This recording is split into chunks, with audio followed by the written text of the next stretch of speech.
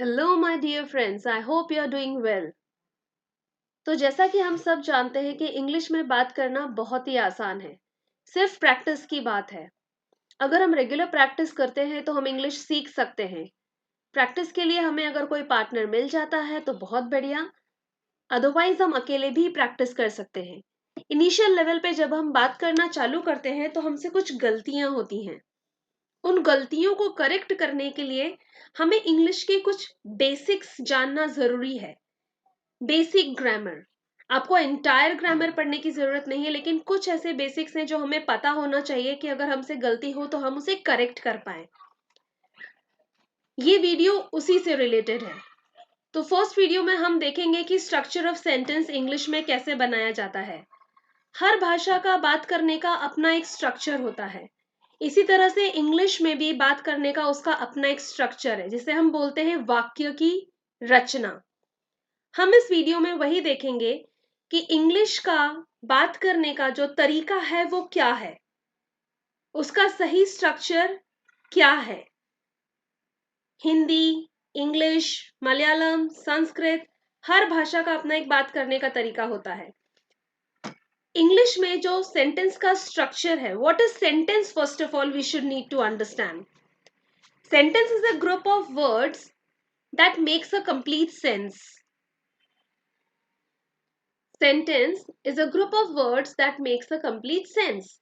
इसका मतलब है कि वाक्य क्या है। वाक्य एक ग्रुप ऑफ वर्ड्स है, शब्दों का वो समूह है जिसका कुछ ना कुछ मीनिंग निकलता है। For an example, I eat a mango. I eat a mango, इसका मतलब है कि मैं आम खाती हूं। आपने देखा है कि इसमें कुछ वर्ड्स हमने लिए हैं और उनको हमने प्रॉपरली अरेंज किया है। जब हम उसे प्रॉपर तरीके से अरेंज करते हैं तो उसका कुछ ना कुछ सेंस निकलता है। ये हुआ इंग्लिश का structure. I eat a mango, मैं आम खाती हूं। अभी जैसे मैंने आपको बताया था कि हर भाषा का अपना एक स्ट्रक्चर होता है बात करने का। अगर हमें यही वाक्य, यही सेंटेंस हिंदी में बोलना है तो हम किस तरह से बोलेंगे। आइए हम देखते हैं कि अगर यही सेंटेंस को हम हिंदी में बोलेंगे तो उसको बोलने का तरीका क्या होगा। मैं आम खाती हूं। मैं आम खाती हूं। अगर हम इसका डायरेक्ट ट्रांसलेशन करें इंग्लिश में तो इसका ट्रांसलेशन होगा आई मैंगो ईट, क्योंकि मैं मतलब होता है आई, आम मैंगो को कहते हैं और खाने को बोलते हैं ईट। तो डायरेक्ट ट्रांसलेशन हो गया आई मैंगो ईट, जो कि एक गलत तरीका है बात करने का इंग्लिश में। हिंदी में स्ट्रक्चर बिल्कुल सही है, मैं आम खाती हूं, लेकिन इंग्लिश में I mango eat is a wrong structure. तो फिर सही स्ट्रक्चर क्या है। सही स्ट्रक्चर है आई eat a mango. I eat a mango. अब ये बिल्कुल करेक्ट है। इसका मतलब हुआ कि मैं आम खाती हूं। तो देखा आपने कि अलग अलग भाषा में बात करने का तरीका अलग होता है। तो इंग्लिश में स्ट्रक्चर ऑफ सेंटेंस करेक्ट क्या है वो हम सीखेंगे। The correct structure of sentence in English is S plus V plus O. क्या तरीका है, क्या स्ट्रक्चर है सेंटेंस का इंग्लिश में। S plus V plus O. अब ये एस क्या है। एस शॉर्ट फॉर्म है सब्जेक्ट का, वी वर्ब का और ओ ऑब्जेक्ट का। S stands for subject, V stands for verb and O stands for object. अब ये सब्जेक्ट वर्ब ऑब्जेक्ट क्या है वो हम जानेंगे कि ये सब्जेक्ट किसे कहते हैं, वर्ब किसे कहते हैं और ऑब्जेक्ट किसे कहते हैं, और ये क्यों जरूरी है एक सेंटेंस बनाने में। तो सब्जेक्ट होता है जो मेन काम करता है। Who is the subject. Subject हम किसे कहते हैं। आइए हम देखते हैं कि सब्जेक्ट क्या है, वर्ब क्या है, ऑब्जेक्ट क्या है। Subject is the one who performs the action. Subject वो होता है जो उस काम को करता है. वर्ब क्या है? Verb is the main action word. Verb है वो मेन एक्शन जिसके बारे में हम बात करते हैं, जैसे स्लीप मतलब सोना, राइट मतलब लिखना, रीड मतलब पढ़ना, वॉक मतलब चलना. ये एक्शन वर्ड्स हैं. जो कोई भी ये एक्शंस को करता है उसे हम बोलते हैं सब्जेक्ट. तो सब्जेक्ट और वर्ब क्लियर हुए होंगे. अब हम देखते हैं what is an object. Object क्या है?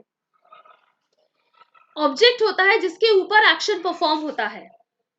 दिस इज द नाउन और pronoun that receives the action. And few sentences may not have an object. किसी किसी सेंटेंस में ऑब्जेक्ट की जरूरत नहीं होती है तो हम उसे ऐड नहीं करते. तो ये जो तीन इंपॉर्टेंट एलिमेंट्स हैं सेंटेंस के, subject plus verb plus object, इसमें सब्जेक्ट और वर्ब बहुत इंपॉर्टेंट है क्योंकि इसके बिना आप सेंटेंसेस नहीं बना सकते हैं.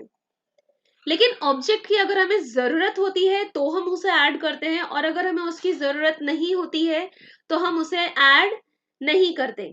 Let us see few examples. I read a book. I read a book.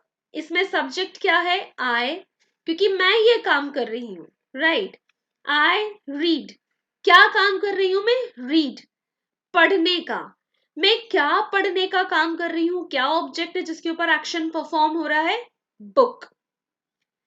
So that book is receiving that particular action, right? So I read a book. So I is the subject, read is the verb, and book is the object. इसमें तीनों elements हैं. Now let us see the next example जिसमें सिर्फ दो ही words हैं. I run. So although इस sentence में सिर्फ दो ही वर्ड्स हैं लेकिन उसका कंप्लीट सेंस है कि मैं दौड़ती हूं. मैं दौड़ती हूं. I is the subject and run is the verb. So this is how we make a sentence using subject, verb and object. And these three are the very important parts of the structure of the sentence in English. Now these two examples are very clear, जिसमें एक में आपने देखा कि object था और दूसरे example में ऑब्जेक्ट नहीं था. Now let us see few more examples. अभी ये एग्जाम्पल अगर हम देखें, आई ईट अ मैंगो जो हमने पहले भी लिया था, इसमें तीनों एलिमेंट्स हैं. आई है सब्जेक्ट क्योंकि ये वो एक्शन को कर रहा है. क्या एक्शन? खाने का. ईट. क्या खाने का एक्शन? मैंगो. तो मैं आम खाती हूं. I eat a mango. All the three elements are there. I eat a mango, subject, verb and object. Now these are few more examples. I read a book. I is the subject क्योंकि मैं reading कर रही हूं. Read पढ़ना. क्या? Book. I subject, read verb, book object है. I read a book. Next sentence, I run. मैं दौड़ती हूं. इसमें हमें ऑब्जेक्ट की जरूरत महसूस नहीं हुई इसलिए हमने ऐड नहीं किया. Still it is a complete sentence. I run जिसमें दो ही वर्ड्स हैं. I sing a song. मैं गाना गाती हूं. I is the subject, sing is verb and song is the object. मैं क्या गाती हूं? मैं गाना गाती हूं. तो आपने देखा कि इसमें तीनों एलिमेंट्स हैं. So I hope you might have understood कि इंग्लिश में सेंटेंस का स्ट्रक्चर कैसे बनाया जाता है और उसके तीन इंपॉर्टेंट एलिमेंट्स क्या हैं. तो एक बार हम रिवाइज कर लेते हैं. सेंटेंस का स्ट्रक्चर बनाने के तीन इंपॉर्टेंट एलिमेंट्स होते हैं, subject, verb and object. Subject वो डूअर है जो वो काम करता है. वर्ब होता है वो एक्शन वर्ड जिसके ऊपर एक्शन परफॉर्म होता है. जिस इस तरह से सेंटेंस बनाया जाता है. आई होप आपको समझ में आ गया होगा कि सेंटेंस का स्ट्रक्चर कैसे बनाया जाता है. आप प्रैक्टिस करते रहिए और अगर आपके कोई भी सवाल है तो आप पूछ सकते हैं. Thank you for watching. Please like, subscribe and share and keep practicing English. Even though you make mistakes, please don't stop speaking in English. Please don't stop practicing English. Thank you so much.